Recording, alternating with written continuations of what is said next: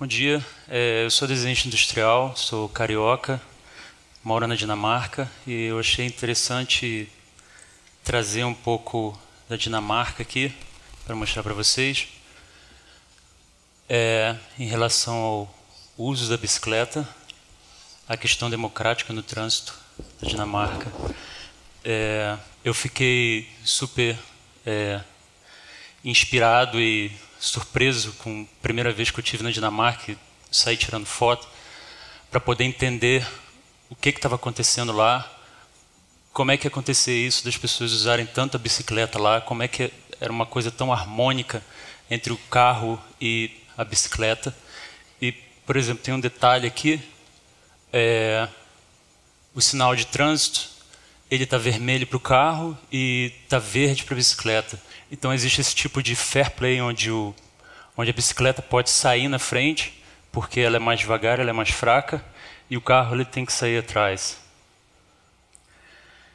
Historicamente, essa foi a primeira bicicleta, que na verdade era um andador, e ela foi feita para pequenos deslocamentos, e tinha todo um conceito de um objeto pessoal, era feito de um material natural, como a madeira, e eu acredito que esse conceito inicial ele foi se perdendo com o tempo, devido a vários fatores, como Revolução Industrial e tal, e até chegar na bicicleta que a gente conhece hoje. E quando eu comecei a estudar desenho industrial, eu olhei essa bicicleta e achei que ela poderia ser repensada. Como é que a gente podia reinventar a bicicleta? Essa foi uma das primeiras bicicletas de bambu que eu fiz, tentando resgatar um pouco desses conceitos. Teve uma repercussão muito grande no ano de 2000, inclusive inspirando outras pessoas a vir trabalhar com bambu, com bicicleta de bambu. Aqui foi onde tudo começou. Eu trabalhei com pesquisa na PUC-Rio, no laboratório de bambu. O desenvolvimento da técnica com bambu ele foi basicamente baseado na tentativa e erro, muita paciência e persistência também. Até então não existia nenhuma técnica específica para o bambu. Você não podia ir na esquina para soldar um bambu, eu tinha que descobrir como é que eu ia cortar o bambu, como é que eu ia tratar o bambu, aonde que eu ia pegar o bambu, como é que eu ia fazer ligações com ele, como é que eu iria construir uma estrutura e os detalhes dessa pequena estrutura. Por que eu achei o bambu interessante? A primeira coisa é baseada numa palavra que se chama abundância. O bambu, acho que todo mundo aqui já passou por um bambuzal, por uma plantação de bambu. E o bambu está espalhado pelo Brasil todo. Ele é uma grama que cresce muito rápido, ele se alastra, ele é inclusive invasivo. E eu lembro que na época que eu estava no laboratório, tinha pessoas que ligavam pedindo para vir cortar o bambu, porque ele estava invadindo uma certa área. E eu achei isso muito interessante como um material de construção que a gente usa para produção de produtos, produção de objetos. A outra questão é a questão da biodegradabilidade.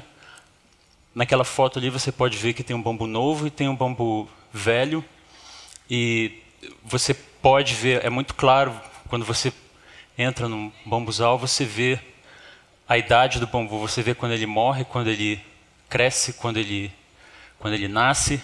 E eu achei isso muito interessante, a gente usar esse conceito num objeto. O Brasil tem uma condição geográfica muito boa, um solo muito bom, muito propício ao bambu, ao crescimento do bambu. Bom, mas a minha pergunta antes de começar a trabalhar com bambu foi: será que isso que eu estou fazendo, será que vai funcionar? Será que vai quebrar? Demorou até um tempo, quando eu fiz a primeira bicicleta, fiquei com medo de andar. E ninguém queria provar, e claro que tive que ser eu. Não quebrou, eu estou aqui ainda. Quando eu vi o Santos Dumont, esse foi um ultraleve feito pelo Santos Dumont em 1900. foram comercializados cerca de 200 ultraleves desses, e a estrutura dele toda era feita de bambu. Então eu pensei, se ele conseguiu fazer um ultraleve, um objeto de tamanha complexidade, eu conseguiria fazer uma bicicleta de bambu. Existem mais de 1000 espécies de bambu para diferentes aplicações. Por exemplo, tem para construção civil, aquele bambu maior, artesanato, pequenos objetos. Inclusive, aquele bambu é um bambu nativo da Amazônia, um bambu nativo brasileiro. O bambu é um corte seccional ali. Ele é redondo, ele é oco por dentro, e a sua parte exterior é a parte mais dura, mais forte, mais nobre. Contrário à madeira. A madeira, a parte interior, seria a parte mais nobre. No bambu é o contrário. Ele não é totalmente reto, ele é torto. As suas fibras estão dispostas linearmente, paralelas umas às outras.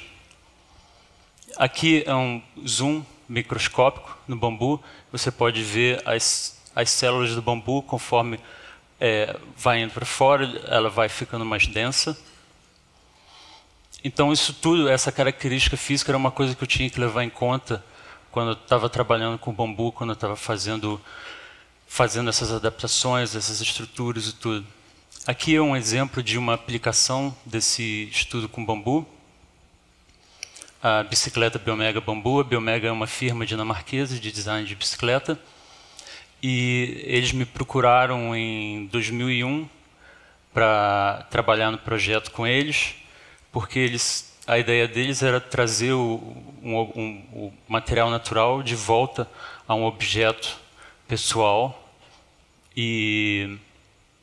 Mas eles não sabiam como que essa bicicleta ia funcionar, como construir com ela sem que ela se quebrasse, coisa e tal. Esse foi o primeiro desenho que eu recebi da Biomega. Isso era a ideia deles de como seria. Em verde seria o bambu, e o bambu seria colocado em volta de conexões de alumínio. As conexões de alumínio, aqui não está funcionando, com aquelas partes ali, e o verde então seria o bambu. Isso é um detalhe dessa conexão, dessa ligação. E eu encontrei 5 desafios que eu tinha que trabalhar. O primeiro, incompatibilidade de materiais, que eram 2 materiais diferentes, o alumínio e o bambu. Alinhamento entre as conexões. O bambu ele não é reto, ele é torto. Às vezes você consegue um bambu reto, mas é muito difícil. Então, você tinha que fazer com que essa bicicleta ficasse alinhada, ficasse certinha, independente do bambu ser torto ou reto.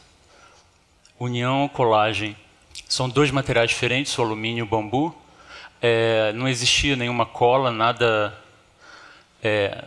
nesse sentido na época. Não existia nenhum adesivo no mercado falando que isso você pode colar bambu com alumínio. Então era uma coisa que eu tinha que descobrir. Esforços laterais nos tubos de bambu, como essa conexão estava por dentro do bambu, teria vibração na bicicleta, e isso poderia fazer com que o bambu abrisse.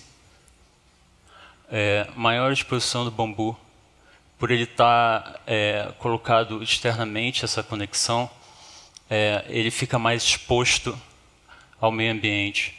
E isso teria um problema de perda de umidade ou ganho de umidade, ele poderia mudar de tamanho, e isso poderia causar com que a estrutura falisse ali naquela parte da cola.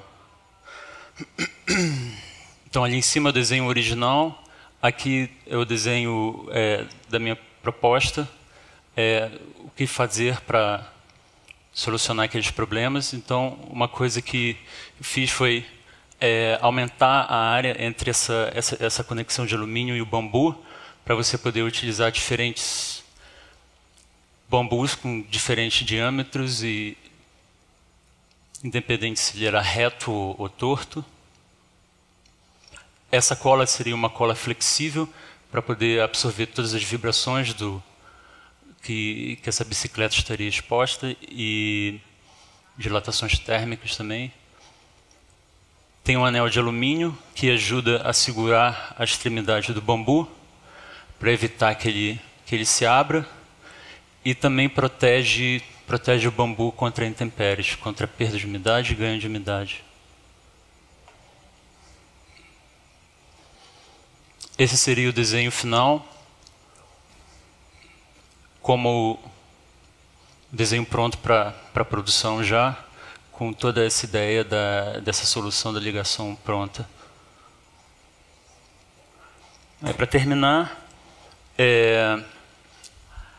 essa bicicleta passou por uma fase de testes, e no começo eu pedi, a Biomega falou comigo, a gente tem que testar essa bicicleta, a gente precisa de um certificado. Então eu pedi para eles, vamos testar 5 bicicletas. Ele, não, uma só. Então eu fiz a bicicleta, eu já sabia que a bicicleta ia passar, mas eu combinei com eles, eu pedi para eles que essa bicicleta fosse testada até quebrar. Porque como pesquisador a gente só consegue respostas quando uma coisa quebra. E era importante para mim que ela quebrasse para eu poder ver aonde era um ponto fraco dela, o que eu podia melhorar. E, bom, no final quebrou, só que quebrou a máquina. Mas na verdade eu fiquei muito frustrado porque eu não tive resposta nenhuma. E inclusive a fábrica mandou a conta para a Biomega. Eu espero que a Biomega não mande a conta para minha casa agora, que eu estou falando isso. Bom, então é isso. Obrigado.